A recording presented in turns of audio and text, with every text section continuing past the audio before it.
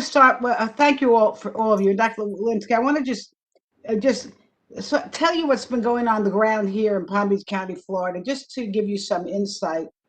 Uh, Palm Beach County has about 1.5 million people, probably about 350,000 people over 65, just to give you a sense of it. Our governor, almost right away, it said vaccines would go to anyone over 65, and then also started with essential healthcare workers.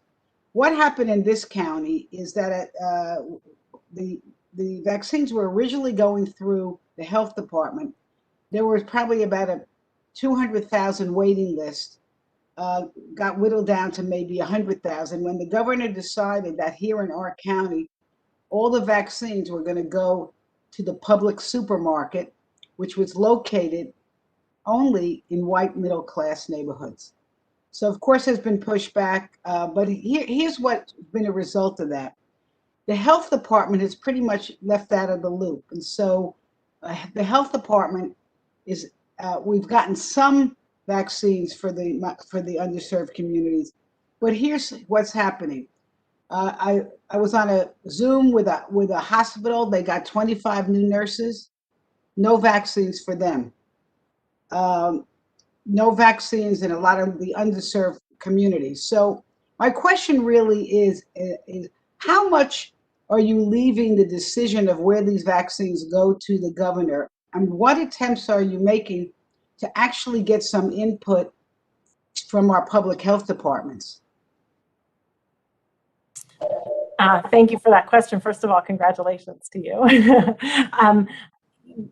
So I think that's a multi-pronged answer. First is the state supply does in fact largely go to the governors, and in many states, I would hope in most if not all states, those governors are talking to their experts, their state health officials, their local health officials. What I'm hearing from you and what I know from others is that is actually not the case. What I will say is to the extent that some of that supply gets deferred to the governor, the state supply gets deferred to the governor. The federal government is working hard to ensure that there's also supply going to these hard to reach communities. So community vaccination centers are intentionally put in collaboration with the CDC and FEMA to in places with a high social vulnerability index to ensure that they are reaching those hardest hit populations. Our fentanyl pharmacy program is heading to pharmacies that are intended to reach hard to reach populations.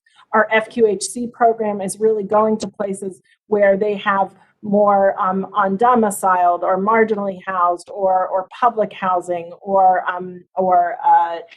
migrant workers. So really it's intended to go, so many of these federal programs, if the governor is not distributing them to, as we would hope, to the places where places have been hardest hit, that at least our federal programs are heading in that direction as well. And we do hope with more vaccine coming that there will be more supply heading into those places.